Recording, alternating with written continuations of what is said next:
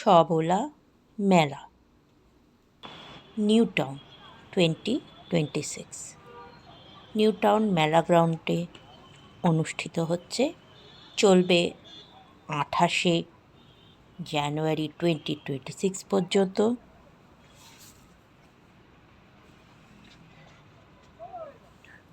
প্রচুর সামগ্রী উপলব্ধ আছে, নানাবিধ জিনিস।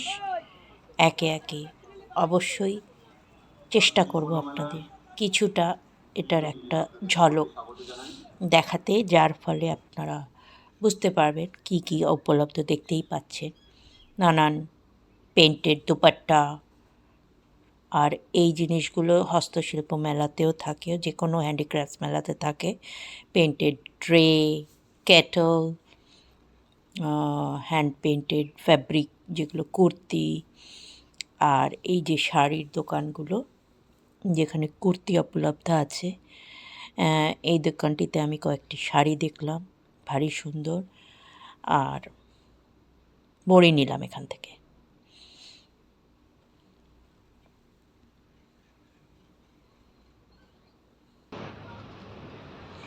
পটচিত্র নিশ্চয়ই বাংলার এক ঐতিহ্য,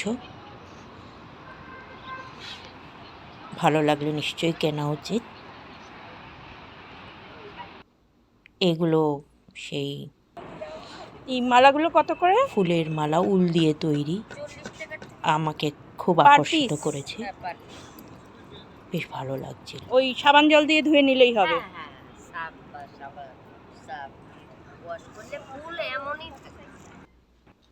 এইটা আমার সব থেকে ইউনিক লেগেছে কি, এটিএম একটি ভ্যানও রাখা হয়েছে মেলা প্রাঙ্গণের ভেতরেই। তো এটা কেনাকাটির পক্ষে সত্যি অনবদ্য একটি ব্যাপার। Blouses, designer blouses, kurtis, dupattas, shrugs, jackets উপলব্ধ, এবং কিডস প্লে এরিয়া, যেটা শিশুদের এবং বাচ্চাদের খেলার প্রাঙ্গণ হিসেবে তৈরি হয়েছে, যার ফলে প্যারেন্টসরা একটু ঘুরে নিতে পারবে এবং বাচ্চারা খেলে আনন্দিত হয়ে উঠবে।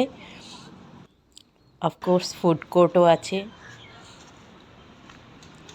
সেটা যে কোনো মেলার অভিন্ন অঙ্গ। মেলা ঘুরবো, কেনাকাটি করব, আর কিছু খাবো তো বটেই। মোমোজ, পিঠের বেশ ভালো আকর্ষণীয় জিনিস একটি দেখলাম, যেটা ভাপা পিঠে এবং নানা ধরনের পিঠে। এটা বাংলার ঐতিহ্য, এবং অনেকেই বাড়িতে অতটা বানানো আজকাল কমে গেছে, হয় না তা নয়, বাট কমে গেছে। কিন্তু এইসব মেলাতে আমি দেখেছি খুব ভালোভাবে পাওয়া যায়, মানে নানান ভ্যারাইটিসগুলোও পাওয়া যায়। আমি তো খেয়েছি একটি ভাপা পিঠে, এই যে অনেকটা মাফিনের মতন বানিয়েছে, আমার খুব ভালো লেগেছে।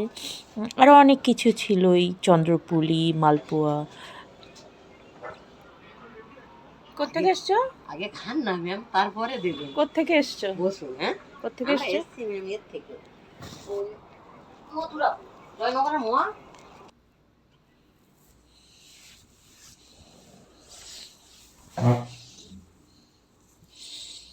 অনেক কিছুই উপলব্ধ আছে অবভিয়াসলি, হ্যান্ডিক্রাফটস, জাঙ্ক জুয়েলারি, এই জিনিসগুলো, এই যে ল্যাম্প শেডস এবং হ্যাঙ্গিং ল্যাম্পস, এবং ছোট ছোট সেই ফুলের সাজি, এবং ফ্লাওয়ার ভেস, অনেক কিছুই আছে।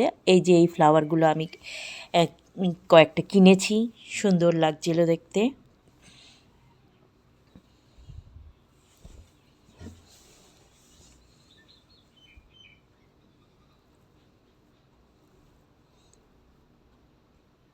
ট্যান এসে গেছে জামা, ফ্রক, কুর্তি, শ্রাগের কালেকশন, মহিলাদের অ্যাট্রাকশন।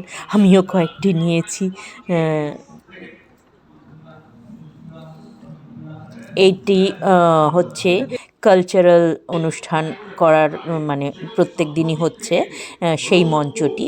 আমি যখন পৌঁছেছিলাম তখন চলছিল কুইজ অনুষ্ঠান।